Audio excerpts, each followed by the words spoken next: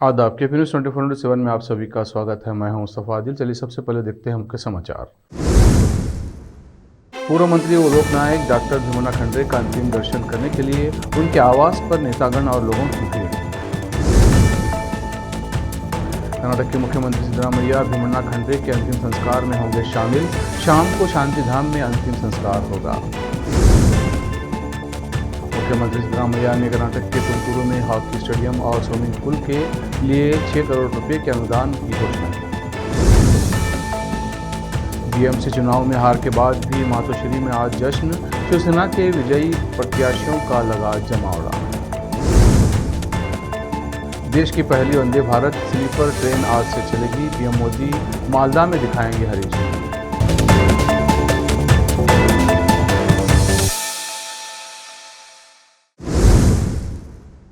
अब समाचार विस्तार से। शुक्रवार 16 जनवरी की रात को कर्नाटक के प्रसिद्ध सीनियर कांग्रेस नेता और पूर्व मंत्री व लोकनायक डॉक्टर भीमन्ना खंडरे का निधन हुआ। अपने प्रिय नेता के निधन की खबर सुनकर अपने दुख व्यक्त करते हुए उनके अंतिम दर्शन के लिए हजारों की संख्या में लोग उमड़ पड़े हैं। राज्य के कोने कोने से मुख्य पुजारी, एमपी, एमएलए और भारी संख्या में उनके प्रशंसक आ रहे हैं और एक जन सैलाब उमड़ पड़ा है। सभी अपने प्रिय नेता को श्रद्धांजलि अर्पित कर रहे हैं। पूर्व मंत्री और लोकनायक डॉक्टर भीमन्ना खंडरे का आज शाम को 5 बजे अंतिम संस्कार होगा। भाल्की से केपी न्यूज़ के संवाददाता सैम्बल की रिपोर्ट। देश विदेश और स्थानीय समाचारों के लिए चैनल को लाइक, शेयर और सब्सक्राइब कीजिए। दिग्गज स्वतंत्रता सेनानी और पूर्व मंत्री भीमन्ना खंडरे का शुक्रवार रात बीदर जिले के भाल्की शहर में उनके घर पर निधन हो गया। भीमन्ना खंडरे जो उम्र से जुड़ी बीमारियों से जूझ रहे थे, इलाज फेल होने के बाद एक प्राइवेट हॉस्पिटल में आखिरी सांस ली। सीएम सिद्धरामैया समेत कई जाने माने लोगों ने नेता के निधन पर दुख जताया है। भीमन्ना खंडरे के बेटे मंत्री ईश्वर खंडरे की आंखों में आंसू हैं।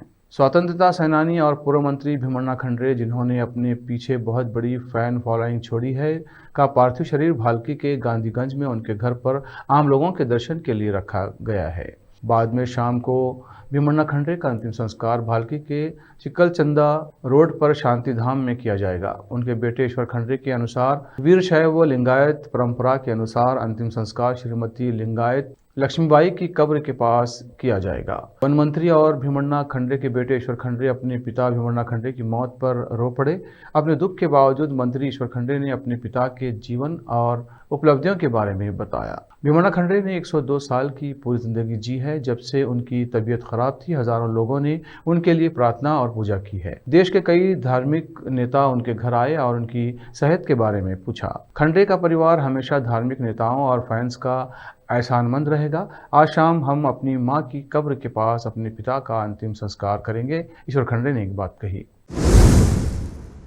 मुख्यमंत्री सिद्धरामैया आज शाम भाल्की विधानसभा क्षेत्र के दिग्गज डॉक्टर भीमन्ना खंडरे के अंतिम संस्कार में शामिल होने के लिए भाल्की पहुंचेंगे। वो दोपहर 2:30 बजे बेंगलुरु से निकलेंगे और दोपहर 3:30 बजे बिदर एयरपोर्ट पहुंचेंगे।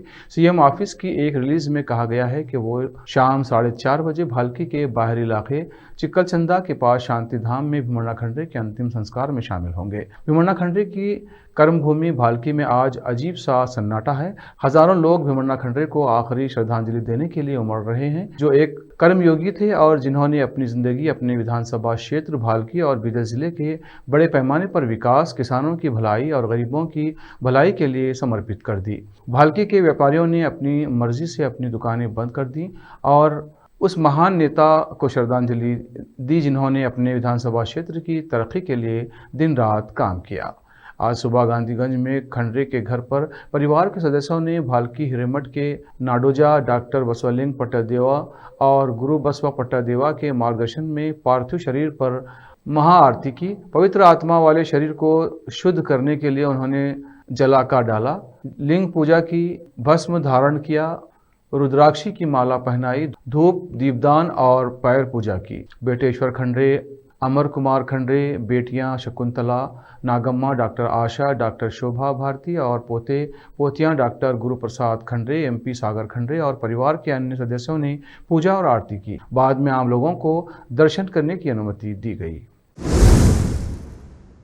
कर्नाटक के सूचना एवं संचार प्रौद्योगिकी मंत्री प्रियंक खरगे ने कहा कि कर्नाटक मौजूदा कानून में संशोधन करना चाहता है ताकि एक नियामक सैंडबॉक्स को चालू किया जा सके जो कृत्रिम बुद्धिमत्ता यानी एआई सहित विघटनकारी प्रौद्योगिकियों के नियंत्रण परीक्षण की अनुमति देगा। मंत्री ने हाल ही में कर्नाटक इनोवेशन अथॉरिटी KIA अधिनियम में कुछ महत्वपूर्ण संशोधनों पर चर्चा करने के लिए एक बैठक की अध्यक्षता की। 2020 में पिछली भाजपा सरकार के कार्यकाल में लागू की गई KIA को निजी कंपनियों के लिए कानून द्वारा नियमित न किए गए विचारों को आजमाने हेतु भारत की पहली सर्वक्षेत्रीय पहल के रूप में प्रस्तुत किया गया था। 5 साल बीत जाने के बाद भी KIA के अंतर्गत नियामक परिदृश्य पूरी तरह से सफल नहीं हो पाया है। इस महीने की शुरुआत में प्रयाग ने नियामक सैंडबॉक्स ढांचे, इसके परिचालन, कार्यान्वयन तंत्र, कानूनी पहलुओं और वैश्विक मानकों की समीक्षा की। अब वक्त है ब्रेक का। ब्रेक के बाद जल्द लौटते हैं।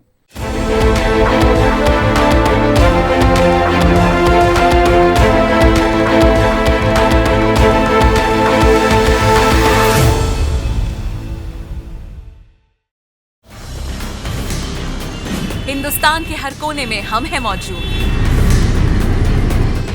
24 घंटे हालात पर गहरी नजर,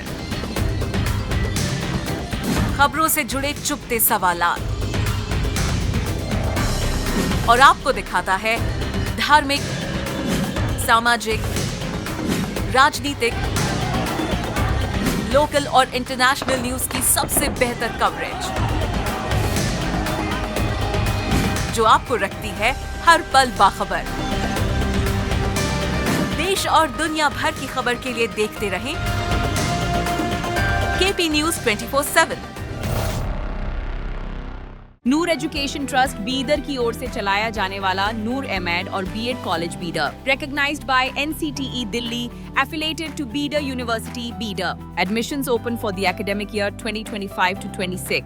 विशेषज्ञ और सक्षम शिक्षकों द्वारा शिक्षा प्राप्त करने के लिए नूर एमएड और बीएड कॉलेज बीदर में दाखिला लें और शांत वातावरण में उच्च स्तरीय शिक्षा प्राप्त करें। बीदर शहर में बेहतर शिक्षा का एकमात्र केंद्र नूर एमएड और BEd college Bidar. For more details contact Noor colony near horticulture centre, Halatgiri के Hyderabad road, Bidar 585403 Karnataka, India. Phone numbers 9945283920, 8050172745।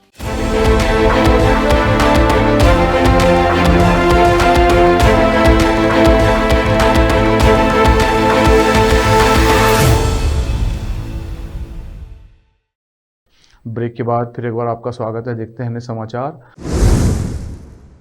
शुक्रवार को तुमकुरू के MG स्टेडियम में उद्घाटन समारोह में इस दौरान मुख्यमंत्री सिद्धरामैया ने खिलाड़ियों से राज्य ओलंपिक मशाल ग्रहण की। इस अवसर पर गृह मंत्री जी परमेश्वर, KOA अध्यक्ष के गोविंदराजू, विधायक TB Jayachandra, B Suresh Gowda, GB ज्योति और अन्य उपस्थित थे। मुख्यमंत्री सिद्धरामैया ने शुक्रवार को कहा कि राज्य सरकार तुमकुरू में हॉकी स्टेडियम और स्विमिंग पूल के निर्माण के लिए 6 करोड़ रुपए का अनुदान देगी।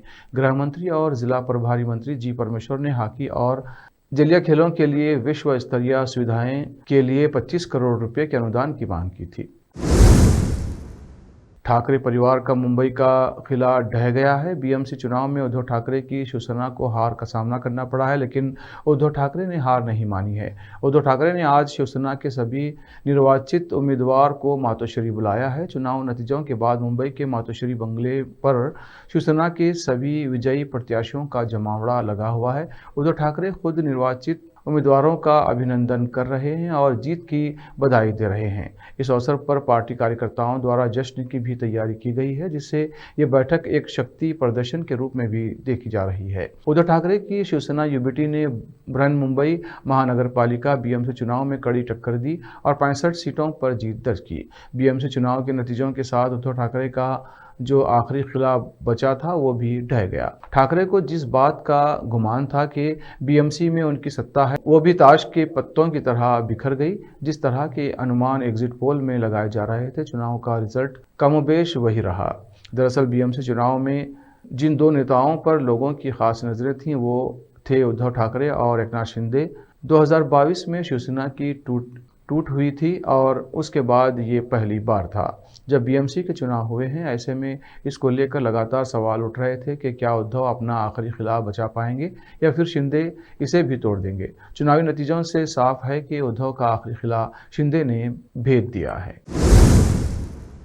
देश की पहली वंदे भारत स्लीपर ट्रेन आज से पटरी पर दौड़ने लगेगी। प्रधानमंत्री Narendra Modi Malda town railway station से ट्रेन को हरी झंडी दिखाएंगे। अभी तक वंदे भारत ट्रेनें केवल बैठकर यात्रा करने के लिए डिजाइन की गई थी, लेकिन अब लंबी दूरी के यात्रियों को ध्यान में रखते हुए और उनकी यात्रा को सुखद और सुविधाजनक बनाने के लिए स्लीपर वंदे भारत और अमृत भारत ट्रेनों के परिचालन का फैसला रेलवे ने किया है। पीएम मोदी आज पश्चिम बंगाल और असम के 2 दिवसीय दौरे पर रवाना होंगे। इस दौरान वे दोनों राज्यों में कई हजार करोड़ रुपए की विकास परियोजनाओं का उद्घाटन व शिलान्यास करेंगे। स्लीपर वंदे भारत ट्रेन का लोग देश की पहली वंदे भारत स्लीपर ट्रेन को पीएम नरेंद्र मोदी आज 17 जनवरी को हरी झंडी दिखाएंगे और 18 जनवरी को हावड़ा से कामाख्या के लिए इस ट्रेन की नियमित सेवा शुरू हो जाएगी।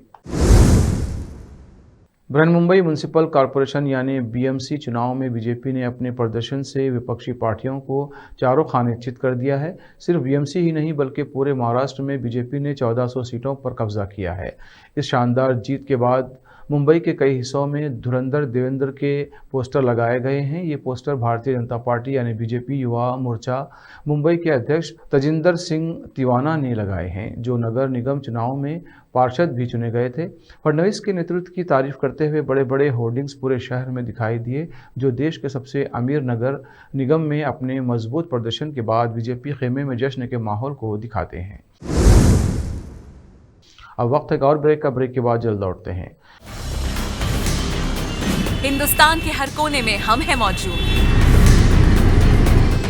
24 घंटे हालात पर गहरी नजर, खबरों से जुड़े चुपते सवालात और आपको दिखाता है धार्मिक, सामाजिक, राजनीतिक, लोकल और इंटरनेशनल न्यूज की सबसे बेहतर कवरेज, जो आपको रखती है हर पल बाखबर। देश और दुनिया भर की खबर के लिए देखते रहें केपी न्यूज 24/7। ब्रेक के बाद फिर एक बार आपका स्वागत है। देखते हैं नए समाचार। अपने बयानों के लिए हमेशा सुर्खियों में रहने वाले आरएसएस चीफ मोहन भागवत ने एक बार फिर बड़ा बयान दिया है। महाराष्ट्र के छत्रपति संभाजी नगर में बोलते हुए उन्होंने कहा कि भारत इंटरनेशनल ट्रेड कर रहा है, लेकिन किसी देश के दबाव में नहीं है। चाहे कोई देश टैरिफ लगाए या दबाव बनाए, भारत ने आत्मनिर्भर बनाने का रास्ता चुन लिया है और उसी पर चलना चाहिए। इसके अलावा क्या कुछ कहा, आइए जानते हैं। इसके अलावा भागवत ने आगे कहा कि भारत के साथ अगर कुछ अच्छा या बुरा होता है तो इसके लिए हिंदुओं से सवाल किया जाएगा। भारत केवल एक भौगोलिक क्षेत्र, ज्योग्राफिकल इलाका नहीं है, बल्कि एक विचार, संस्कृति और चरित्र का नाम है। साथ ही कहा, विदेश जाकर पढ़ाई करने में कुछ भी गलत नहीं है, लेकिन असली मकसद उस ज्ञान को भारत के लिए इस्तेमाल करना होगा। आज का युवा स्वाभाविक रूप से देशभक्त है और राष्ट्रवाद की गहरी भावना समाज और देश की ज्यादा सेवा में बदलेगी। गुजरात के कच्छ जिले में शुक्रवार एवं शनिवार की दरमियानी रात 4.1 तीव्रता का भूकंप आया, जिससे स्थानीय लोगों में दहशत फैल गई। अधिकारियों ने हालांकि बताया कि इस दौरान किसी के हताहत होने की जानकारी अभी तक नहीं मिली है। गांधीनगर स्थित भूकंपीय अनुसंधान संस्थान ISR के अनुसार भूकंप शुक्रवार देर रात 1:22 पर आया और इसका केंद्र जिले के खावड़ा से लगभग 55 किलोमीटर उत्तर पूर्व में था। आखिर में फिर एक बार देखते हैं मुख्य समाचार। पूर्व मंत्री व लोकनायक डॉक्टर भीमन्ना खंडरे का अंतिम दर्शन करने के लिए उनके आवास पर नेतागण और लोगों की भीड़। कर्नाटक के मुख्यमंत्री सिद्धरामैया भीमन्ना खंडरे के अंतिम संस्कार में होंगे शामिल। शाम को शांतिधाम में अंतिम संस्कार होगा। मुख्यमंत्री सिद्धरामैया ने कर्नाटक के तुमकुरू में हॉकी स्टेडियम और स्विमिंग पूल के लिए 6 करोड़ रुपए के अनुदान की घोषणा की। बीएमसी चुनाव में हार के बाद भी मातोश्री में आज जश्न, शिवसेना के विजयी प्रत्याशियों का लगा जमावड़ा। देश की पहली वंदे भारत स्लीपर ट्रेन आज से चलेगी। पीएम मोदी मालदा में दिखाएंगे हरी झंडी।